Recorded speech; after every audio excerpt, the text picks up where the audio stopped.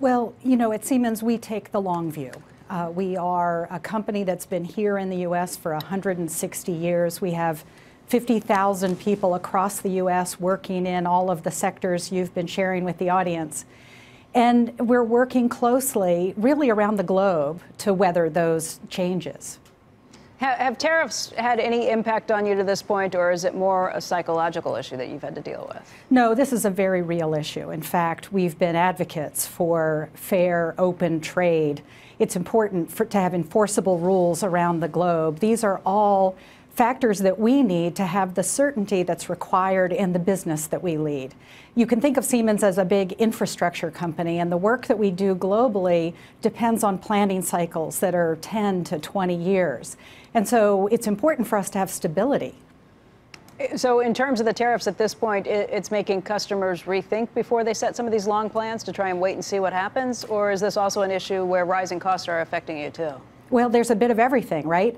I mean, what we're seeing is major shifts as people think about, where they're going to source certain materials. The fact is that tariffs and quotas really don't help us. They really disrupt supply chains. And it's that disruption that really is hard on customers, and that has a knock-on effect to employees and shareholders as well.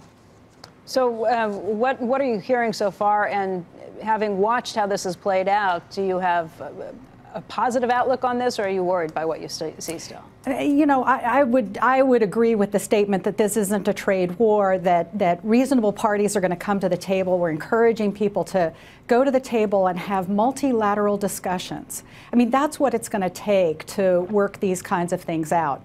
And then we're doing everything we can here within the United States to assure those supply chains and make sure that we keep the growth rolling, because in fact, we are a large manufacturing company here in the U.S.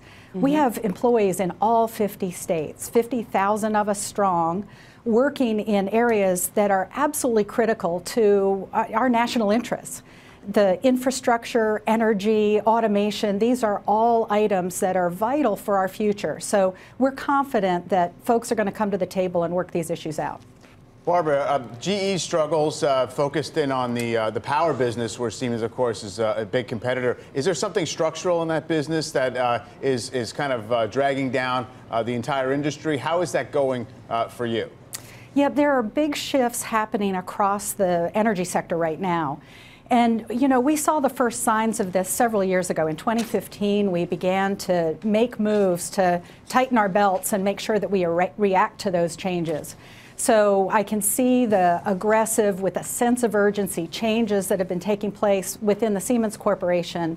And we're making those adjustments. You'll see Siemens now really focused first on large power, where we know we can make a tremendous contribution, frankly, to the world's energy resources right here from the U.S., with manufacturing here in Charlotte, North Carolina, and our services performed out of Orlando, Florida.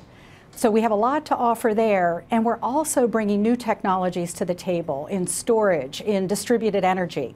That shift is happening as we speak, and companies around the globe are really scrambling to react.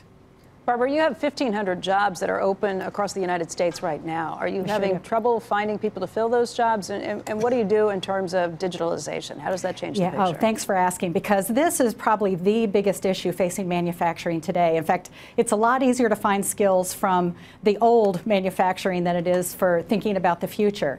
The fact is the manufacturing sector is becoming more and more automated.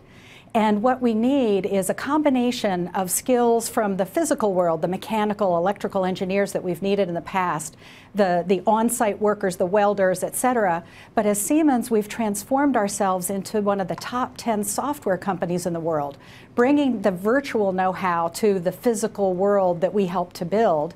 And so what we're actually working on is programs that are going to bring digital skills into the workforce. We're spending $50 million a year on training. We've developed apprenticeship programs in 9 states, and we've shared our playbook with the U.S. government so that they can provide that to others as well. That helps us and our customers. And then we're reaching out into populations that have rich digital skills, like the U.S. military. We find that veterans make some of our best hires.